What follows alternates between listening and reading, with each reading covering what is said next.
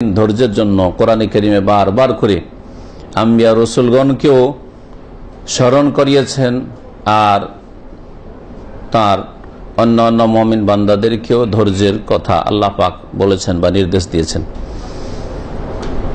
মহান আল্লাহ এই ধৈর্য সম্পর্কে এরশাদ করছেন যে আম্বিয়া রসুলগণও বড় ধৈর্য ধারণ করেছেন, তাদেরকে খুব কষ্ট দেওয়া হয়েছে। সূরা আনআমের আয়াত নম্বর 34-এ আল্লাহ পাক ইরশাদ করেছেন, ওয়ালাকাদ কুযযিবাত রাসূলুম মিন ক্বাবলিক,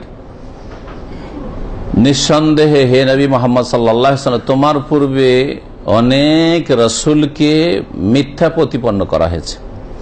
তোমার পূর্বে বহু রাসূলগণকে কি করা হয়েছে? মিথ্যা মনে করা হয়েছে, মিথ্যুক বলা হয়েছে। ফাসাবারু আলা মা কুযযিবু, তাদেরকে মিথ্যা প্রতিপন্ন করা হয়েছে, তাদেরকে বিশ্বাস করা হয়নি, তারপরেও তাতে তারা ধৈর্য ধারণ করেছেন। ওয়া উযু, এবং তাদেরকে কষ্ট দেওয়া হয়েছে।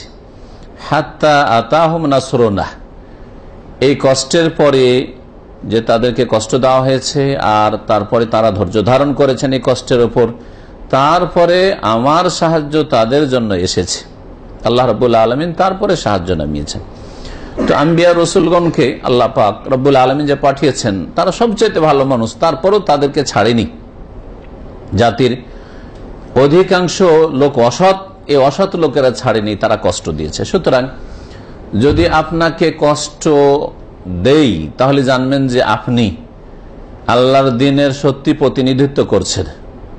আর যদি আপনাকে কষ্ট না দেই তার মানে সকলকে খুশি রাখার চেষ্টা করছেন, সকলের চাহিদা পূরণ করার চেষ্টা করছেন, সৎ হোক আর অসৎ হোক, শিরকি আকিদার হোক, বিদাতি আকিদার হোক আর সহি আকিদার হোক, সবাইকে খুশি করতে চাইছেন, দিনদার হোক আর বেদিন হোক। যদি কষ্ট না দেওয়া হয় তাহলে নিশ্চিত আপনি বাতিল পন্থার উপর রয়েছেন, হক পথ আপনি পাননি, হক কথা বলেন না আপনি। কষ্ট যদি দেওয়া হয় তারপরে আশা করা যায় যে সাহায্য আল্লাহ পাকের সন্নিকটে রয়েছে, কারণ কষ্ট দেওয়া হয়েছে তারপরে আল্লাহ পাকের সাহায্য নেমে এসেছে। আল্লাহ পাক এই আয়াতে বলেছেন আম্বিয়া রসুলগণকে বিভিন্নভাবে কষ্ট দেওয়া হয়েছে। সূরা জারিয়াতের আয়াত নম্বর 52-তে আল্লাহ পাক ইরশাদ করেছেন, কাযালিকা মা আতাল্লাযীনা মিন ক্বাবলিহিম রাসূলিন ইল্লা ক্বালু সাহিরুন আও মাজনুন, এইরকম ভাবেই মা আতাল্লাযীনা মিন ক্বাবলিহিম রাসূল, তাদের পূর্বে যত রাসূলগণ এসেছে তাদেরকে দেশবাসী জাতি বলেছে হয় সাহের জাদুকর, আও মাজনুন অথবা পাগল বলেছে। সুতরাং কোরআন সুন্নাহর আলেমকে পাগল বলবে না, দাজ্জাল বলবে না, ফিতনাবাজ বলবে না, না বলবেই, তাতে পরোয়া করার কিছু নাই। বরং আপনাকে সবসময় নিশ্চিত হইতে হবে যে আপনি কোরআন সুন্নাহর দলিলের উপর আছেন কি না, আপনি হকের উপর আছেন কি না। যদি আপনি হকের উপর না থাকেন তাহলে তো দুনিয়াতেও গাল খেলেন আর আখিরাতেও ধ্বংস করলেন। এটা হচ্ছে বড় বিপদ আপনার জন্য।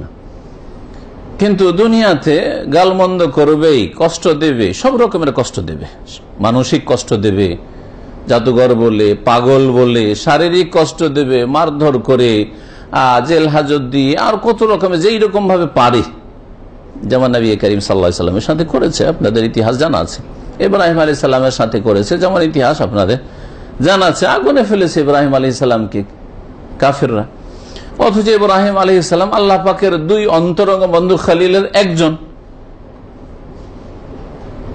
আল্লাহ রাব্বুল আলামিন প্রত্যেক নবী রাসূলের দুশমন পয়দা করেছেন। সুতরাং যদি মনে করেন যে আমার কোনো দুশমন যেন না থাকে, এটা আপনার ভ্রান্ত ধারণা, আপনি দ্বীন ইসলাম বুঝেননি।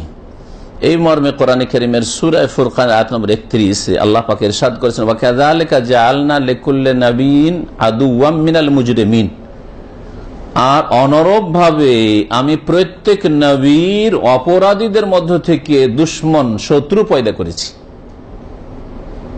নবীদের দুশমন কারা? তাহলে আল্লাহ বলছেন মিনাল মুজরিমিন, যারা অপরাধী, অপরাধ করে থাকে, বদ প্রকৃতির মানুষ, আকিদার ক্ষেত্রে বদ আকিদার লোক, আল্লাহর দিন থেকে দূরে সরে রয়েছে, ইবাদতের সাথে কোনো সম্পর্ক নেই, ইসলামিক আখলাক চরিত্র নেই, হালাল হারামের তমিজ নেই, এরা হচ্ছে মুজরিমিন।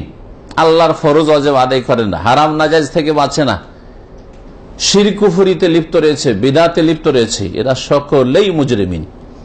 তো মুজরিমিন অপরাধীদের মধ্য থেকে প্রত্যেক নবীর আমি শত্রু সৃষ্টি করেছি। আল্লাহ বলছেন জাআলনা লিকুল্লি নবিয়্যিন, প্রত্যেক নবীর জন্য আমি তৈরি করেছি কি আদুওয়ান, শত্রু, মিনাল মুজরিমিন। ওই শত্রুগুলো কেউ ভালো মানুষ না, যারা নবী রাসূলের শত্রু তারা সবাই অপরাধী, আল্লাহ পাক বলছেন।